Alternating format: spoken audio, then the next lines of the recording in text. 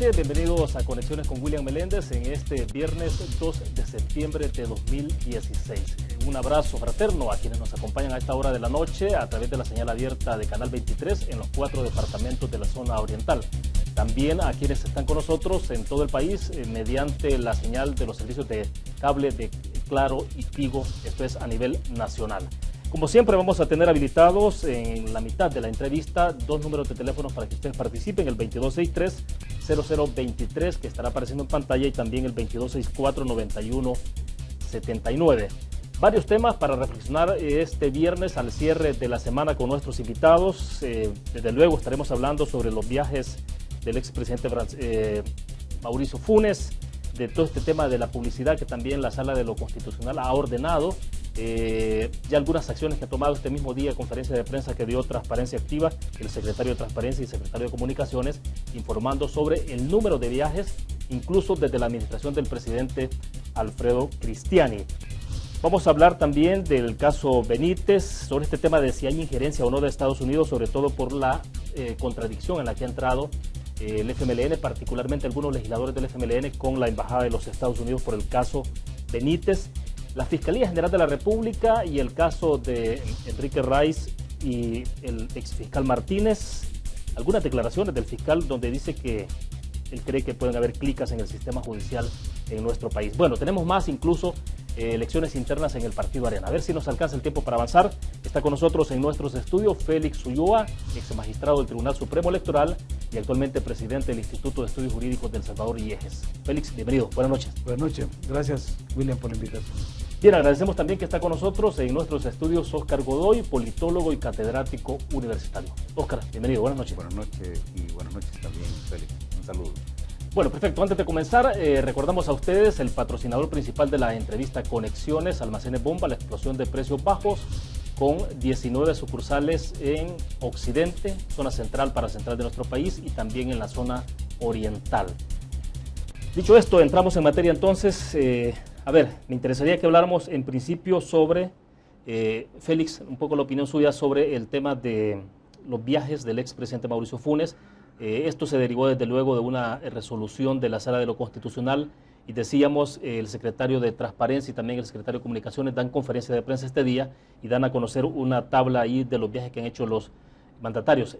Debo entender que la sentencia, no la he leído toda, debo confesarlo, pero debo entender que la sentencia va más allá de que se dé a conocer el número de viajes específico que ha hecho, ya lo vamos a mostrar en pantalla. Pero bueno, en principio, un poco cómo asienta este caso, Félix.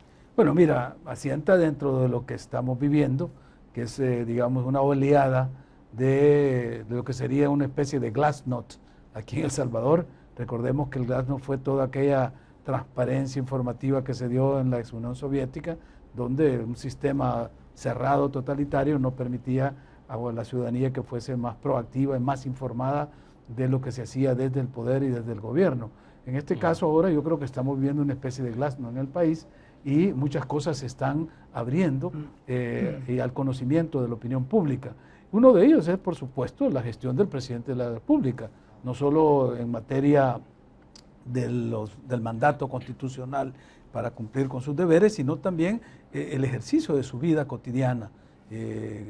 Siempre, aunque sea presidente, será un ciudadano y siempre como ciudadano también tendrá pues derechos, deberes que cumplirse. Y en esa calidad, yo creo que el presidente de la República está también ligado a ese mandato constitucional y la Sala creo que hace esa referencia cuando dice que no solo es el caso del presidente Funes, sino incluso de los otros presidentes de aquí en adelante que se tiene que ver. ¿Por qué? Porque a veces, y creo que fue el presidente Saca quien dijo que él era presidente de las 8 de la mañana a las 4 de la tarde y que luego pues él podía hacer otras cosas. En el marco de una campaña electoral. En el marco de una campaña electoral, porque sí, le criticaron que andaba haciendo campaña. Correcto. Y dijo, no, yo soy presidente de las 8 a las 4. Hombre, este es un cargo que es inherente y se ejerce durante el mandato, del 1 de julio al 1 de julio de 5 años más tarde. Sos comandante general de la Fuerza Armada, tenés grandes atribuciones. Y ahora, con esta sentencia, porque se deriva del hecho de que se le dio un tratamiento de reserva a la información. Y eso es lo que la Sala ha roto, ese dogma de que mediante la reserva, la administración frente al ciudadano se blindaba para no darle la información que el ciudadano demandaba. Sí. Parece que la información todavía es parcial, la tengo proyectada acá en pantalla, vamos a ver si es posible tenerla en una de las cámaras. Pero bueno, esto es lo que dio a conocer Transparencia Activa este día, dice registros en Casa Presidencial y la Dirección General de Migración y Extranjería. Por ejemplo, Alfredo Cristiani, 5 viajes registrados, Calderón Sol, 67, Francisco Flores, 98 viajes, Antonio Saca, 135, Mauricio Funes, 77, Salvador Sánchez Serén, en lo que lleva de poco más de 2 años, 34 viajes. Desde luego sobresale el caso del expresidente Elías Antonio Saca. Debo entender que lo que ordena la Sala de lo Constitucional va más allá de esto, ¿no? Estos son los números específicos porque tenemos que ver el tema de viáticos, misiones donde participó la primera dama, pero también el tema que tiene que ver con el manejo de la publicidad. Ese es otro tema adicional a la información de los viajes, pero quedémonos con lo de los viajes, porque el viaje al exterior de un presidente de la República es una situación, es un tema de Estado. Y como tema de Estado tiene que tener autorización de la Asamblea Legislativa para abandonar el territorio nacional por la responsabilidad. Por cada viaje, ¿no? Por cada viaje. Cada salida. Aquí se ha acostumbrado a decir que durante el año se hace una especie de combo. Sí, exacto, no, eso no es constitucional. Y llegó un momento en que tuvimos una ausencia del presidente y del vicepresidente de la República, porque el presidente estaba fuera y el vicepresidente que estaba en funciones salió también, se fue a Venezuela y en ese momento el país quedó sin esa cabeza porque no se le informó ni se le dio posesión del cargo al primer designado, que era lo que correspondía. O sea, pues que estamos acostumbrados a no seguir la pauta que nos marca la Constitución en estos temas. Espero yo que con esta sentencia y cuando se devele todo lo que está alrededor de los viajes, se tome en serio esa responsabilidad. De acuerdo. Óscar, bueno, lo que tenemos acá es siempre seguimiento a esa información que ha dado a conocer Transparencia Activa, los viajes que están en la parte superior, pero quiero leer un par de párrafos de lo que dice Transparencia Activa en este informe que se ha conocido a través de las redes sociales. Según los registros de CAPRE, dice, y la Dirección de Migración a la fecha, el expresidente, bueno, enumeran ahí lo que tenemos acá en la parte superior, pero dice, no hay registros de pago de viáticos en los viajes que realizaron los expresidentes desde Cristiani hasta Mauricio Funes. Los viajes del presidente Sánchez Serén son los únicos que coinciden en registro de salidas en migración y documentación de Casa Presidencial y tienen respaldo financiero.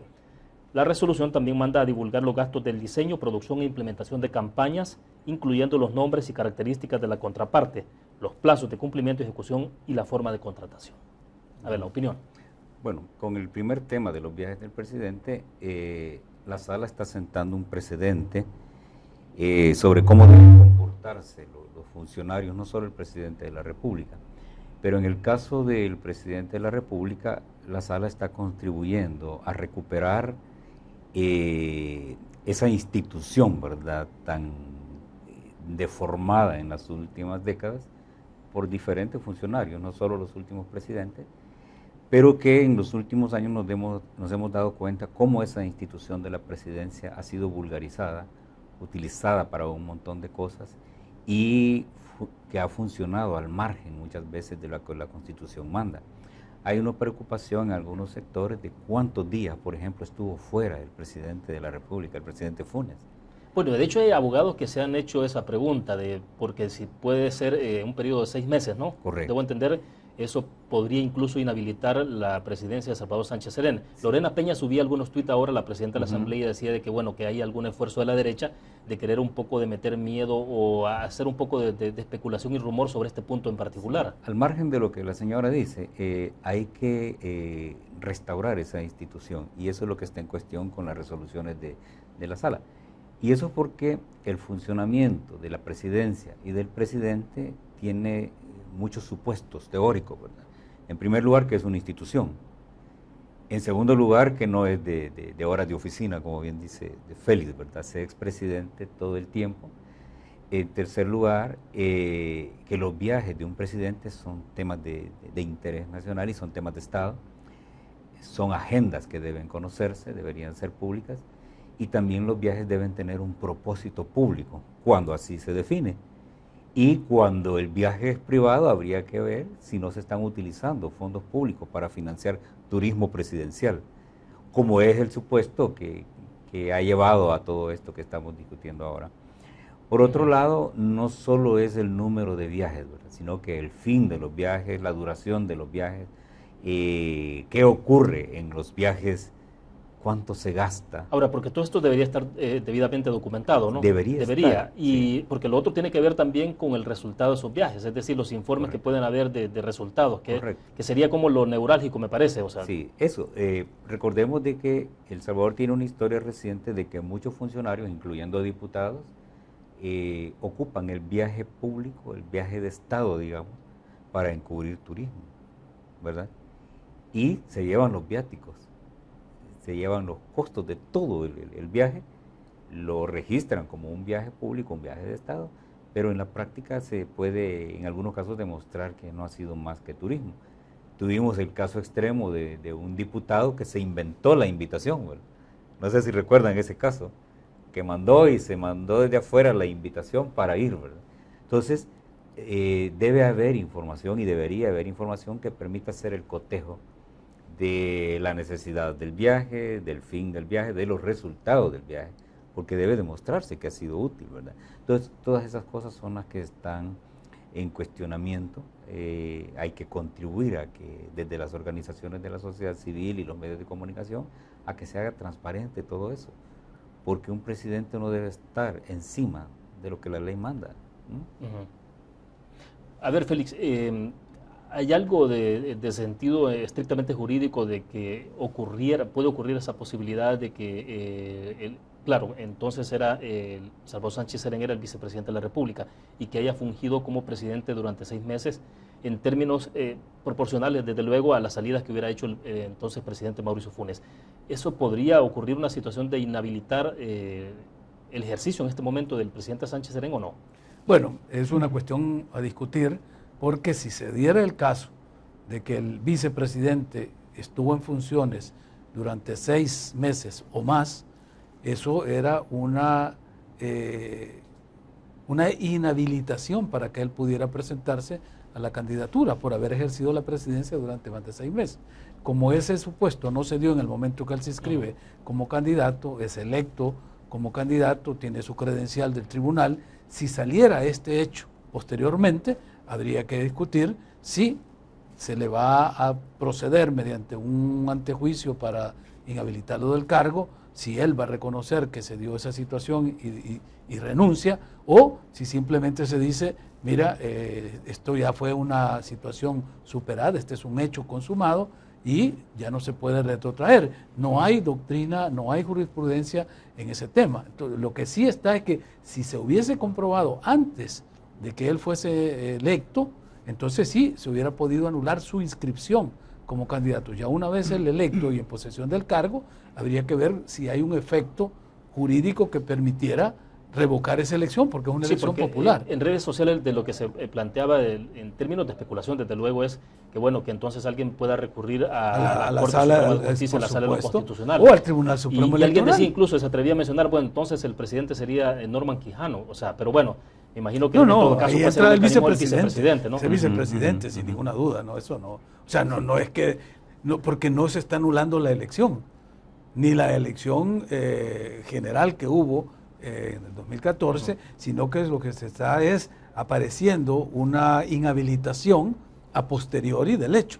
Entonces habría que estudiar cuál es el efecto de esa inhabilitación, si surte efecto a posteriori o no, o se subsana con el hecho de que él fue inscrito y electo porque nadie interpuso una excepción diciendo, mire, este señor no puede por esta razón, como se hizo en el caso del expresidente Saca, por ejemplo, que se presentó un abogado diciendo que él no podía ser candidato porque había tenido concesiones del Estado, y la sala al final dio un fallo, pero ya después que había pasado la elección. Entonces, son cuestiones de orden estrictamente constitucional, en las cuales, por no haber precedente, sería muy aventurado y dar un juicio muy ligero.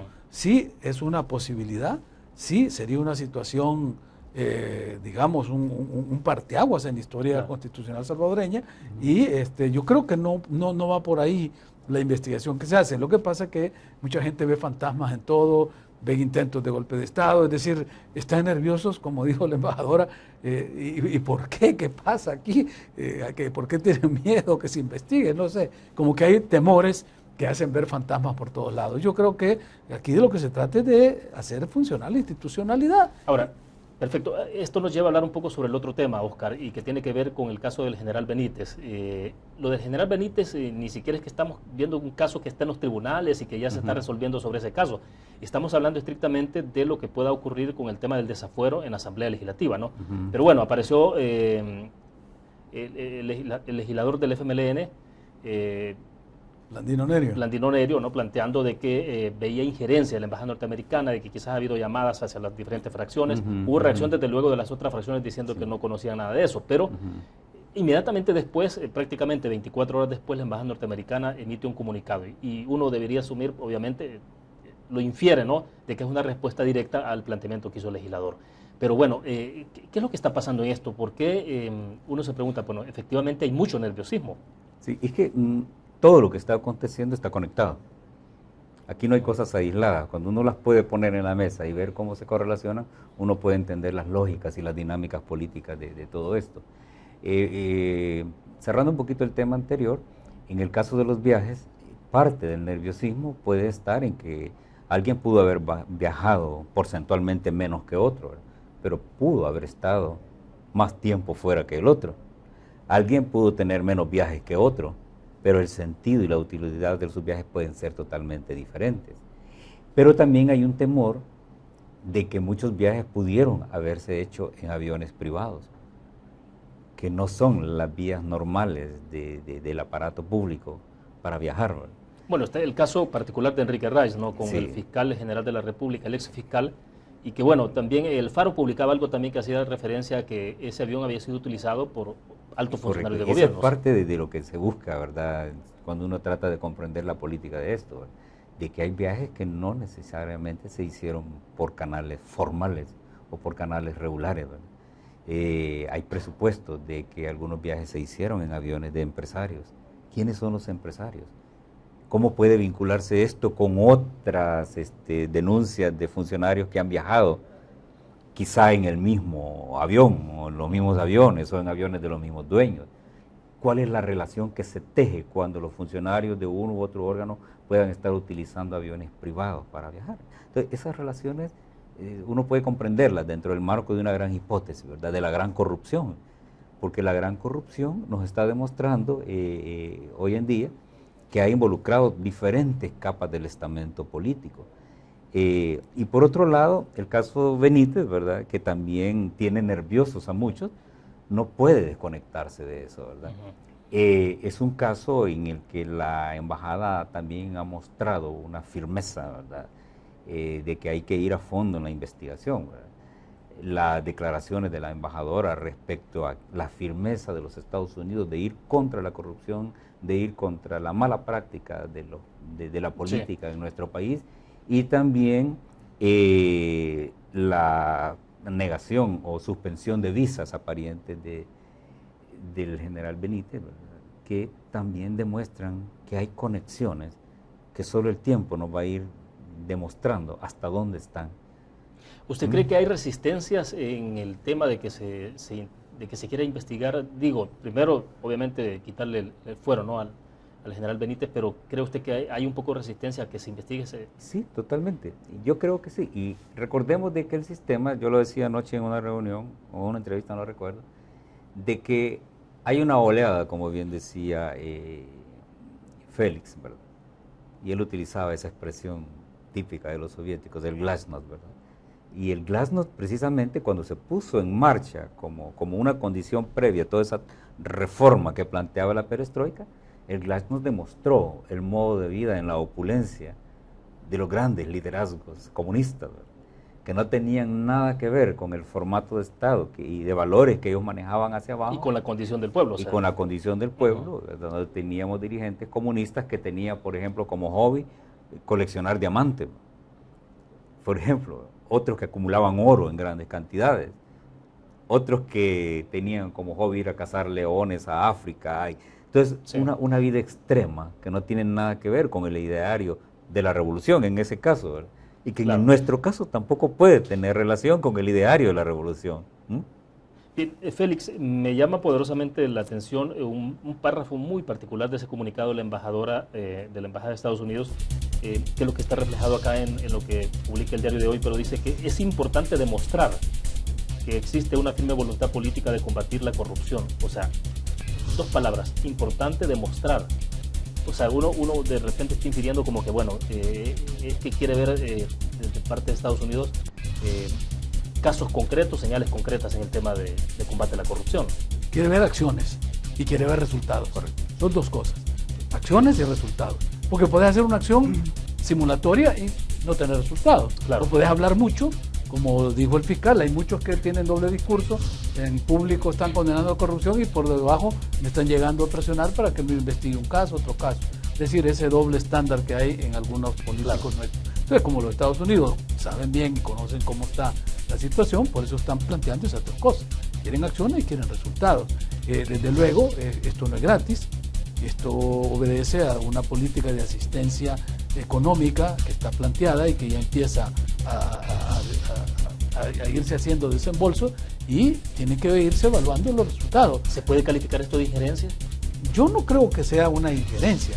Puede calificarse de condicionamiento. Y en el condicionamiento, como la misma palabra dice, es condicional. Es decir, a mí me van a dar dinero, yo estoy pidiendo que me den asistencia financiera, y dicen, sí, pero bajo estas condiciones. Entonces yo soy libre de decir, no, yo no acepto esas condiciones, no me des su dinero. Pero cuando tú estás poniendo la mano para que te den dinero, y con la otra estás diciendo que no vas a hacer lo que la condición te lo está imponiendo, entonces eso es lo que se dice en el lenguaje popular, limosnero con garrote, ¿verdad? Porque estás pidiendo y estás con el garrote. Claro. Entonces eso es una mala señal de parte de un país que está demandando urgentemente asistencia. Y los que están dando ese dinero, los que están dando esos fondos, ese financiamiento, que no es una cosa poca, se habla casi de cerca de $1.000 millones para todo lo que es la región del Triángulo del Norte. Y entonces esto tampoco no es solo para El Salvador, esto está conectado con las políticas regionales en Honduras, Guatemala y El Salvador. Y el tema de inmigración. Por supuesto. Bueno, vamos a hacer una pequeña pausa comercial. Recuerdo a ustedes, vamos a tener habilitados al regreso el 22630023 y también el 22649179.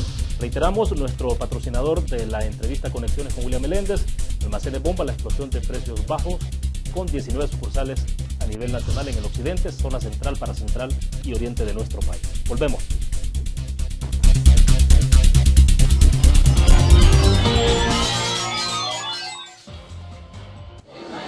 El pollo y el huevo han formado parte de tu vida. A veces caliente, a veces frío, a veces visible, a veces invisible. El pollo y el huevo han estado siempre contigo. Son los alimentos de todos los días, los saludables, los que no pueden faltar en tu casa, porque te nutren y te dan fuerza. Aves, 60 años. Pollo y huevo todos los días.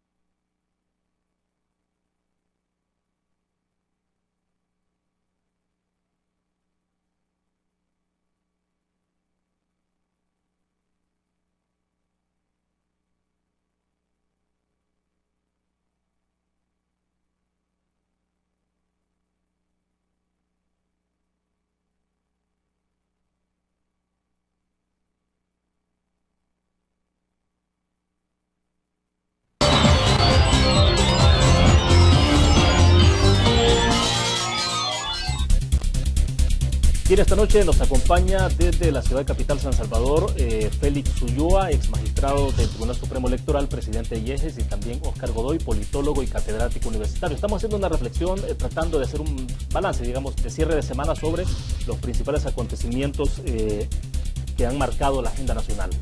Bueno, hay un tema, el caso del fiscal general que calificó de inaudita la resolución que favoreció a imputados en el caso Raiz Martínez.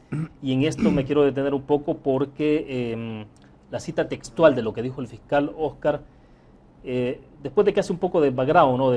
Ante la decisión del juzgado séptimo de paz de favorecer a estas 11 personas imputadas, dice él, y abro comillas, esto nos lleva a demostrar que no solo las pandillas tienen clicas, sino que también en esta estructura del sistema judicial hay clicas y no es la única.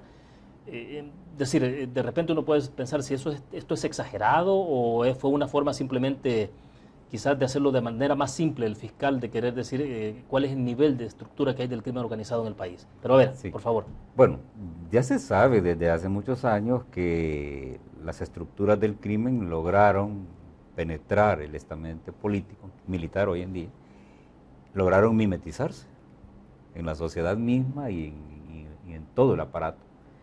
Y cuando uno revisa, uno encuentra grupos que el fiscal en algún momento les puede llamar clicas, ¿verdad? Pero en otros sectores se llaman crimen organizado de cuello blanco, otros hablan de estructuras irregulares en el gobierno. Entonces hay de todo eso, hay redes, ¿verdad?, que funcionan precisamente para encubrirse entre sí. Y en situaciones como estas, donde se están destapando cosas, ve uno incluso los indicios de cómo se reagrupan y cómo se reestructuran, siempre en esa autodefensa, ¿verdad? El fuerte reclamo que le hace un diputado a la embajadora es parte de esa reestructuración, ¿verdad? Y de esa defensa y de autodefensa entre los mismos grupos que cuando están funcionando de manera irregular, unidos más que todo por las prácticas de corrupción, no hay diferencias ideológicas, ¿verdad? Uno puede ver gente de izquierda, de derecha, de centro en esas correlaciones de autoprotección que no debe sorprendernos. ¿Por qué el fiscal les llama clica, verdad? Lo hace en un esfuerzo de comunicación que hace síntesis, porque decir clica en El Salvador no es una palabra simple, ¿verdad? Está planteando organización, está planteando método, está planteando el manejo de información, está planteando redes de inteligencia que funcionan a favor de una causa corrupta. No debe sorprender el calificativo, ¿verdad?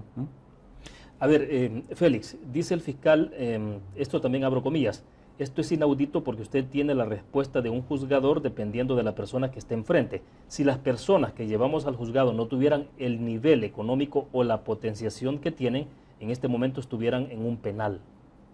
Sí, o sea, esto lo dijo el fiscal, es decir, no es cualquier funcionario que está señalando esto, pero me parece bastante directo, ¿no? Y muy fuerte, no, es muy fuerte, porque está casi diciendo, esta jueza tuvo que haber decretado la detención provisional y enviarlos a un recinto penitenciario. O sea, casi como quejándose de que el caso emblemático que él llevó, pues dieron estas medidas cautelares. Yo creo que el fiscal, y cuenta con todo el respaldo personal, institucional, por el excelente trabajo que está haciendo, su determinación de llevar adelante estos casos, su coraje, valor, pero también tiene que ser prudente en algunas cosas. Por ejemplo, cuando dice esto de que hay clica en el órgano judicial, lo puedo decir yo, lo puedes decir tú, lo puede decir Óscar, porque somos ciudadanos que opinamos o pretendemos generar alguna opinión, pero un funcionario que es el fiscal y que está para combatir eso, si hay una clica es parte de una estructura criminal organizada, no es que lo tiene que denunciar, tiene que perseguirlo. Él está obligado a ir tras esa clica, porque si no lo hace, él está cometiendo delito por omisión. Claro, entonces, la responsabilidad de haber dicho eso, ahora él se le revierte, y entonces ahora nosotros, ciudadanos, decimos, señor fiscal, con que hay clicas en el órgano judicial, y usted sabe, y lo sabe ¿por qué? Porque alguien le dio aviso, porque alguien puso denuncia, o porque usted se dio cuenta. En cualquiera de los tres Sí, casos, porque, usted tiene que El actuar. planteamiento es de que uno, como ciudadano común y corriente, digamos, haga una denuncia, ¿no? Sí, vaya, y hasta la denuncia al aire y se queda al el tema, aire, pero que la lo diga el tirada en fiscal. público. Pero si lo dice el tiene que fiscal, investigar, o sea, no, es que debería. está obligado, porque hay ya el indicio de un acto o de un hecho o de una situación ilícita y criminal, o sea, delictiva. Claro. Y todo el delito, el que la institución encargada de su persecución es la fiscalía. Entonces el fiscal no puede venir a decir, fíjense que hay clicas, y entonces ¿qué hacemos? ¿Vamos a dónde vamos? A la fiscalía, soy yo. Sí, claro. Ya me di cuenta, pues yo tengo que ir. No, pero te digo, yo creo que él es un buen hombre, es un buen profesional. Todo el mundo del Foro Nacional con los que yo he hablado tienen una excelente opinión de él, honesto, correcto, etcétera, y capaz además. Pero no es un hombre de medios. Entonces puede decir cosas que le pueden venir como un boomerang por un lapsus Claro. lingüe, una frase maldicha, un pensamiento en voz alta. Entonces la responsabilidad del fiscal es grave. Ahí yo creo que ahí necesita el fiscal alguien como un asesor de prensa o alguien que le haga un script, un guión, cuando va a dirigirse a los medios, porque si no puede cometer por errores involuntarios, generar situaciones que le pueden ser mucho más graves posteriormente. Oscar, en algún momento hubo un poco de cuestionamientos, críticas al fiscal general por el caso, de la forma en que se exhibió, digamos, el caso de los allanamientos a las viviendas del expresidente Mauricio Funes, el caso también a los negocios de Mecafé, ¿no? De Miguel Menéndez, porque decía, bueno, parece que se ha sobredimensionado, pero uno de repente dice, bueno, pero ¿no será que también el fiscal necesita una especie de colchón de opinión pública favorable en esto para continuar profundizando? No sé, digo, es una valoración que estoy haciendo en este momento, pero ¿cuál puede ser el sentido? Es decir, ¿se le puede estar yendo de verdad un poco las manos en algunas cosas o qué? Sí, recordemos que es un funcionario tan humano, ¿verdad? Como cualquiera, ¿verdad? Y como bien decía Félix, no es un hombre de show, pues no es un hombre de medio, ¿verdad? Es un hombre que está bajo una emocionalidad, voy a decir emocionalidad político-jurídica, ¿verdad? Si se permite la expresión, ¿verdad? Él está molesto, hay que entenderlo en ese contexto, y cuando él dice, hay clicas en el órgano judicial, uno inmediatamente conecta con diferentes informes del Departamento de Estado que hablan de la corrupción en el órgano judicial. En segundo lugar, recordemos que él está diciendo esto justo cuando llevó al tribunal a un juez, ¿verdad? Un juez que termina siendo, según su percepción, favorecido por jueces, ¿verdad? Entonces, eso es lo que hay que entender. Esa es la clave de la comunicación. Él no está diciendo que hay clicas y lo saca del aire. Él dice, yo capturé un juez corrupto, lo puse a la orden del sistema y el sistema lo protege. Esa es la comunicación que hay que entender. En ese sentido, hay que comprender también que los actos de la Fiscalía son nuevos, ¿verdad? No estábamos acostumbrados a una Fiscalía que provoca tormentas contra la corrupción. La costumbre que teníamos era de fiscales que estaban a la orden de la Presidencia de la República, incluso presidentes de corte, ¿verdad? Y de sala, a la orden de un presidente de la República. O corte de cuentas de la República. Estamos acostumbrados a que funcionarios de alto rango como magistrados andaban en la cola de los presidentes, ¿no?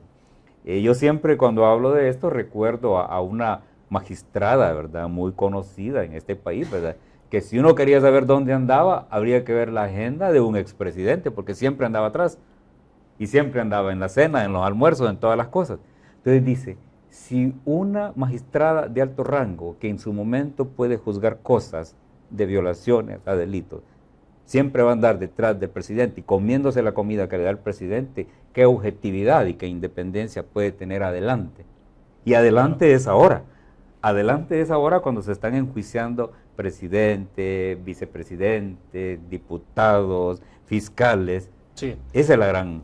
Ahora, yo quisiera saber, ¿qué está haciendo Félix la diferencia hoy de lo que está haciendo este fiscal con los anteriores fiscales? Digo, porque tiene el mismo presupuesto, tiene el mismo personal.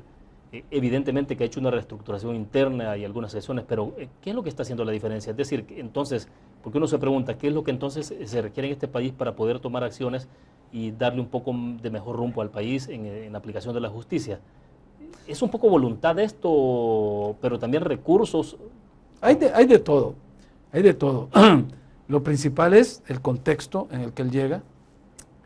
Hay una situación diferente porque hay una ciudadanía más proactiva, redes sociales que comunican en tiempo real situaciones que se están dando, presiones ciudadanas para luchar contra la corrupción, el ejemplo de Guatemala del año pasado que despertó muchos aprehensiones en el país, que cómo Guatemala podía tener la capacidad de que la ciudadanía se moviliza y hace caer un gobierno corrupto y tiene preso al presidente, la vicepresidenta, ministros y altos empresarios.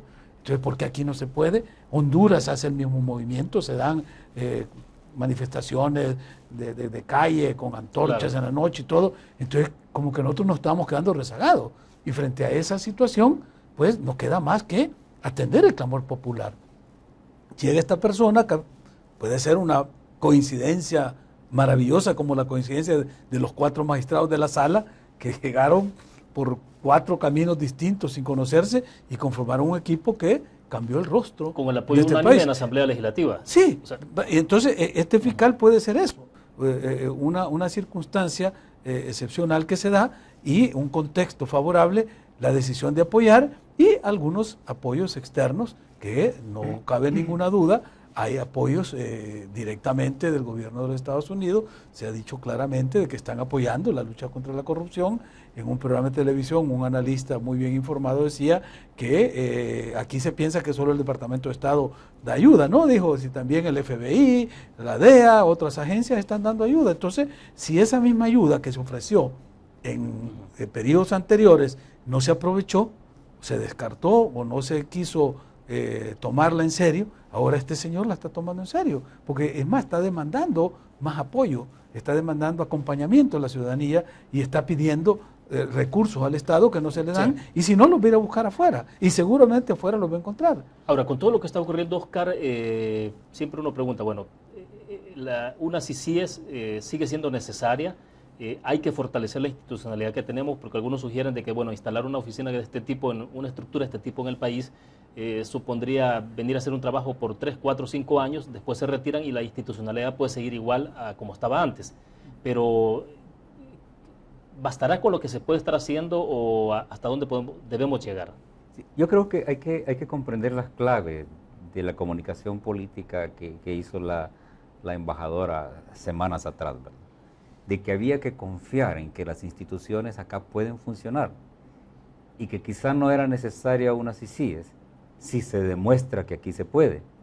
Pero en la medida en que aquí se demuestre lo contrario, una CICIES se vuelve no solo necesaria, sino que obligatoria.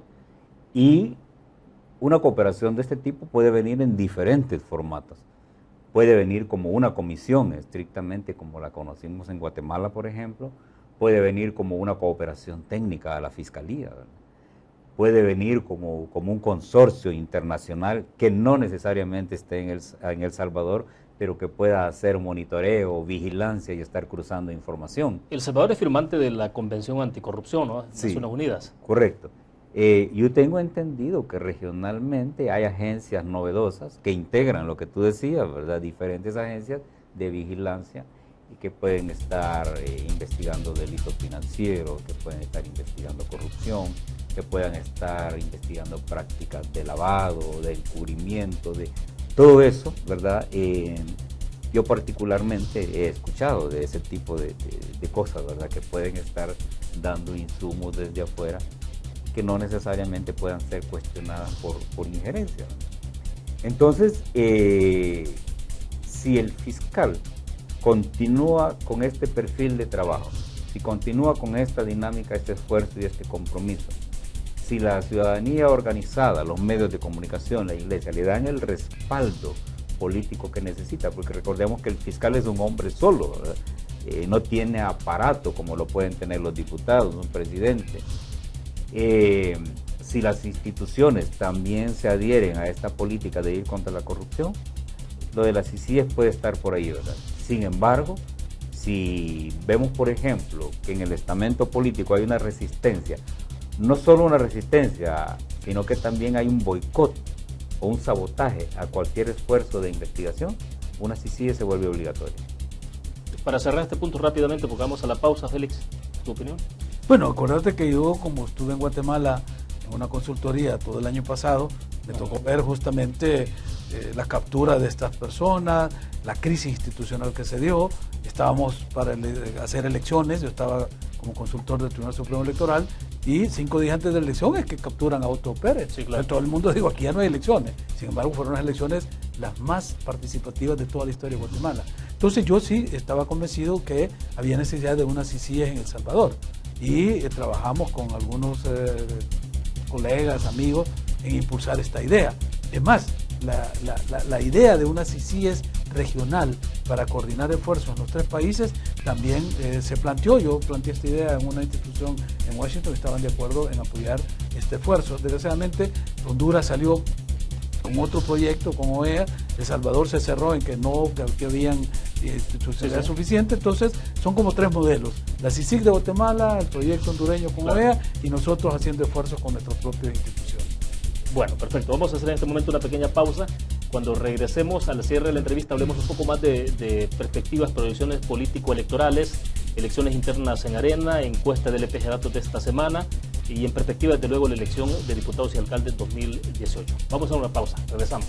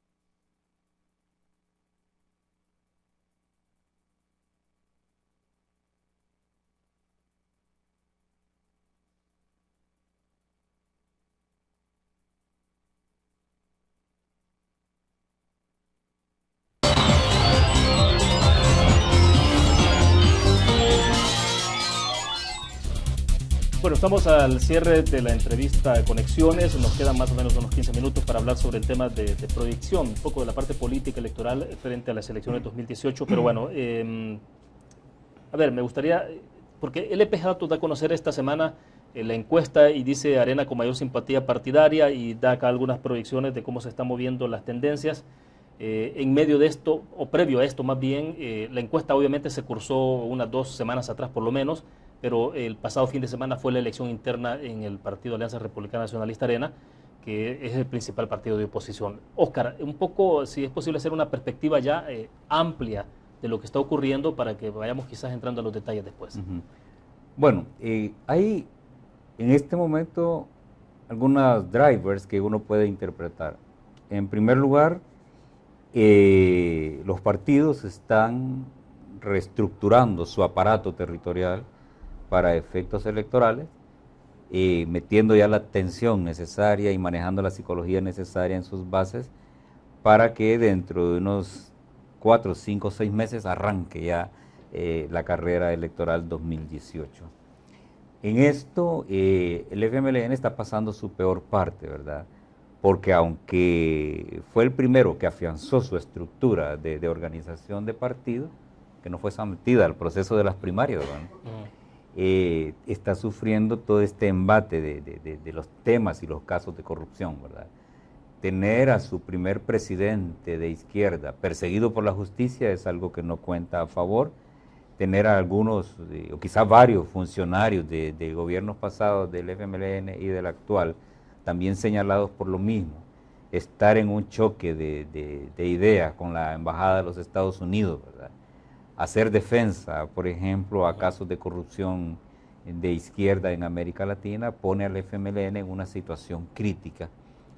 Y al mismo tiempo... ¿Usted cree que lo está en este momento el FMLN? Lo está en este momento, porque tiene que estar haciendo el manejo comunicacional de todo esto, diferentes resoluciones de la sala, actos de la Fiscalía que están obligando al FMLN a ponerse a la defensiva, y lo vemos cometer errores en ese sentido, como la declaración del diputado contra la Embajada de los Estados Unidos, que son de los errores, ¿verdad?, que no pueden manejar.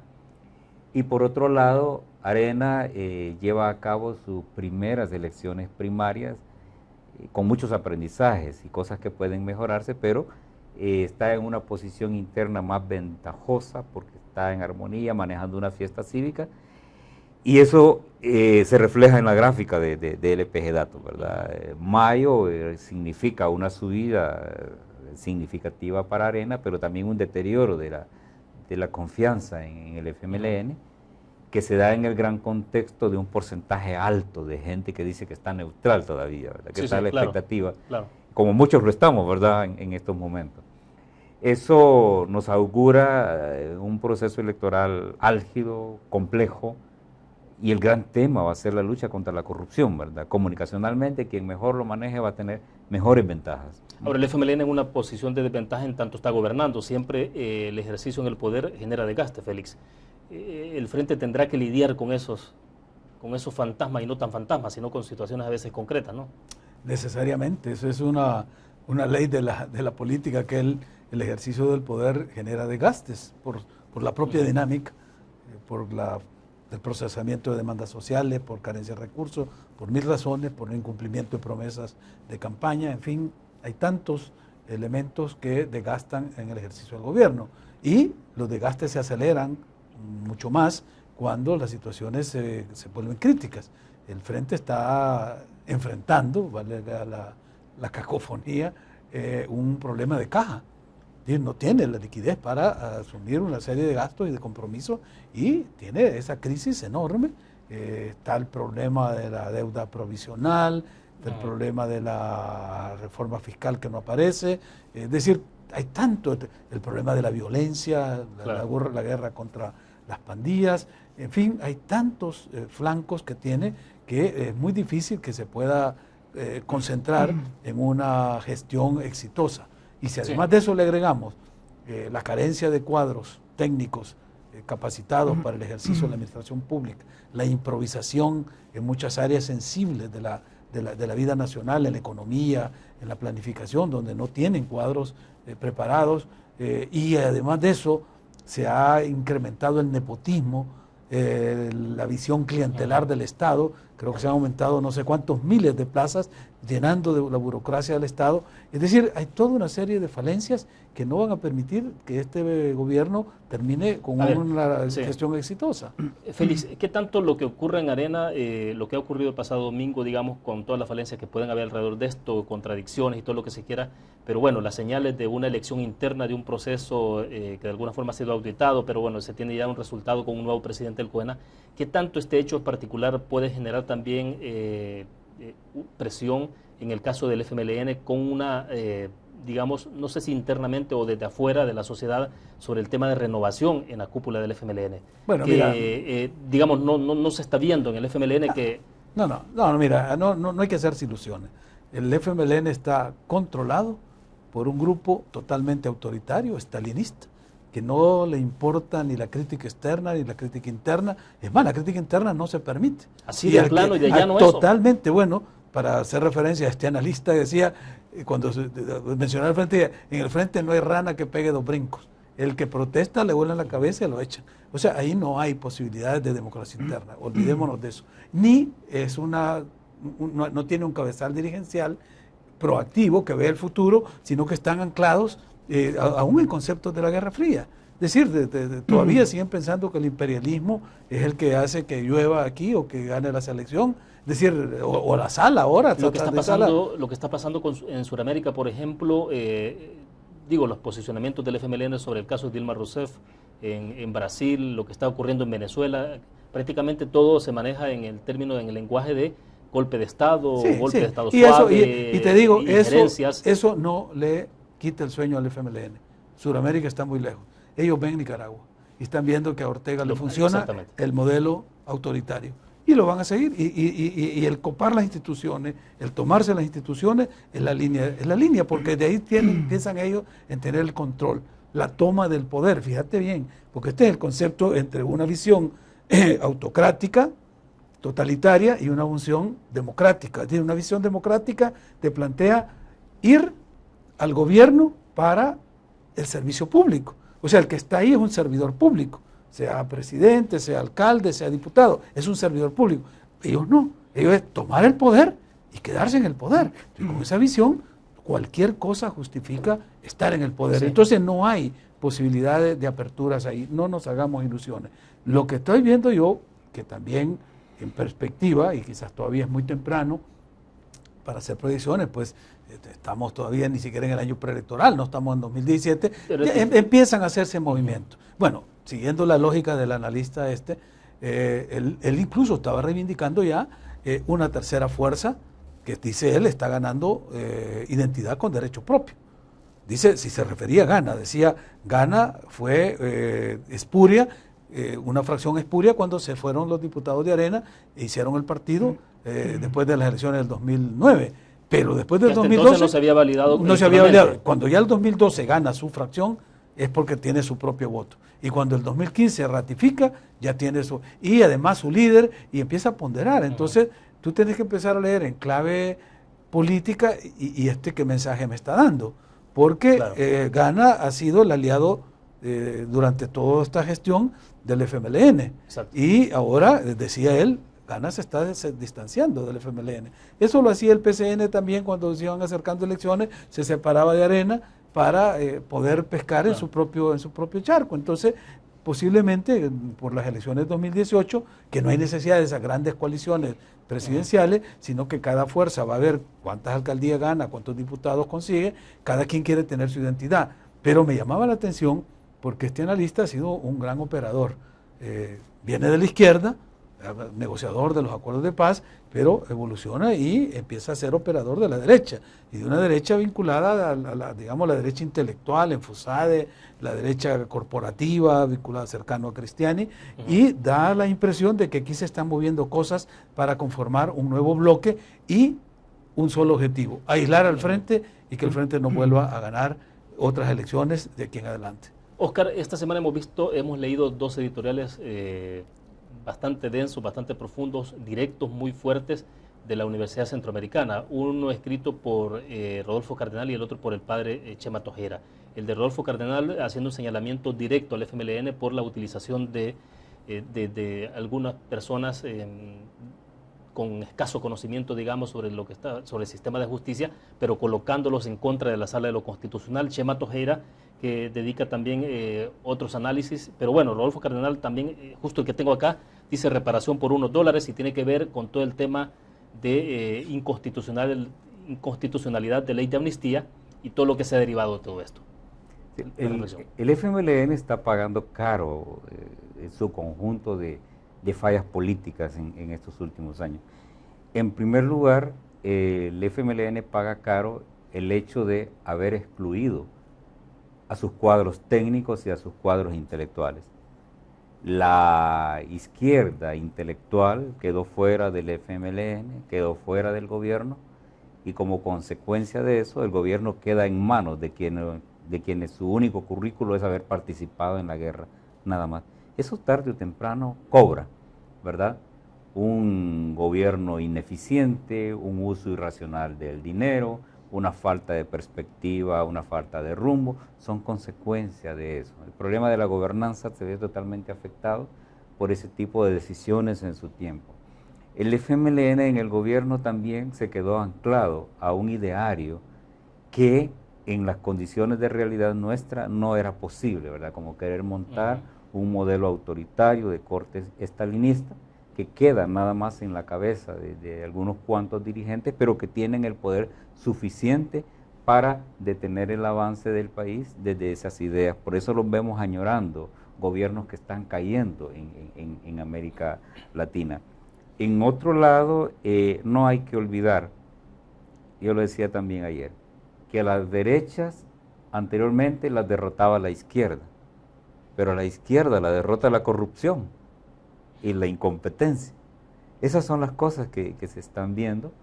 Un gobierno que no ha entendido que se necesitan ideas modernizantes, ideas más tolerantes, ideas más progresistas en el sentido estricto del término. Quien añore un modelo que ya se demostró que en otros países no ha funcionado, pero que aún pretende hacerlo, pero sin tener una cabeza intelectual que pueda dirigir una transformación como la que ellos plantean, es un fracaso que tarde o temprano se paga. Ahora, en ruta a la elección de 2018, ese resultado va a ser estratégico, ¿no? Porque después lo que tenemos es elección presidencial de 2019. Justamente, es decir, el ciclo o los ciclos electorales, como los tenemos en esta disparidad, pues ahora nos va a tocar tener elecciones juntas. Es decir, después del 2018, inmediatamente las del 2019. Entonces, el resultado que tengan los partidos y el desempeño que hagan en la elección del 2018 va a marcar indudablemente la agenda del 2019 y las rutas hacia alianzas, hacia rutas de éxito o rutas de fracaso. Sí. Ahora, ¿qué tanto impacto tendrá el tema de fiscalización de los fondos de las campañas? Digamos, lo que vamos a tener para 2018 ya no va a ser ni por asomo de lo que tuvimos en la elección pasada, en términos de fiscalización, a pesar de todo lo que está ocurriendo, resistencia de dar a conocer información, de revelar datos. Tengo la impresión de que eso va a ser mucho más difícil para los partidos manejarlo en términos de que tienen que tener más transparencia. Bueno, esa era la idea que se tuvo cuando la Sala de lo Constitucional falló diciendo que los partidos deberían de transparentar sus cuentas y aplicar las normas de la democracia representativa al interior de sus institutos, o sea, reflejarla en los estatutos. Y le ordenaba a la Asamblea Legislativa que reformara la ley de partidos políticos para hacer efectivo esto. No se ha logrado del todo. El FMLN es el único que no ha dado toda la información, ¿no? Todos, porque a todos les puso multa del tribunal. No, claro, unos por retraso. Por lo que sea, pues no la dieron completa, por lo que sea. Es decir, hay resistencia de todos. En esto no hay que hacernos bolas. Yo he trabajado mucho, bueno, mi tesis doctoral era justamente sobre el financiamiento de la política y es algo que he estudiado en todo el continente y me daba vergüenza en los foros internacionales que era El Salvador el único en todo el continente, ni siquiera Haití, era El Salvador el que no tenía regulado el financiamiento privado ni había cómo hacerle rendir cuenta a los partidos. Hoy por lo menos hay un atisbo de control y hay la obligación de dar algunos informes, pero nos falta mucho trabajo que hacer en ese tema, muchísimo. Y hay resistencia de los dos partidos grandes. Oscar, para cerrar. Para cerrar, hay un aspecto que yo también quiero resaltar antes de cerrar, y es que en esto de hacia dónde vamos, ¿verdad? En cuestiones de perspectiva, hay que mencionar que Arena tiene ciertas ventajas y ciertas condiciones para avanzar electoralmente y obtener mayores cuotas de poder. Sin embargo, eso no es automático. Eso es función de que Arena logre interpretar los tiempos, que logre descifrar los códigos en que la política hoy en día se explica en nuestro país.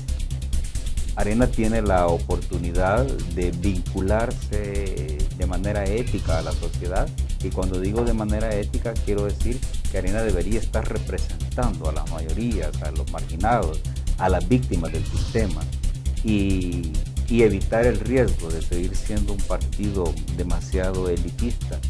Si Arena comprende que debe cumplir un rol de oposición sistemática e inteligente ante el régimen, pero al mismo tiempo logra una conexión directa hacia abajo con la gente, puede encontrar una fórmula que le permita recuperar el terreno perdido en ese tiempo. Esa es parte de las cosas que el partido debe revisar y ojalá encuentre esa fórmula. Bueno, perfecto, se nos agotó el tiempo. Gracias, Félix, por estar con nosotros. Gracias a ti, a Oscar y a la audiencia. Bueno, gracias, Oscar. Sí, gracias, un saludo a todos. Gracias, William, gracias. Bueno, perfecto, terminamos de esta forma Conexiones con William Meléndez. Nos vamos a ver el próximo miércoles 8 de la noche. Mientras tanto, descansen y que tengan un feliz fin de semana.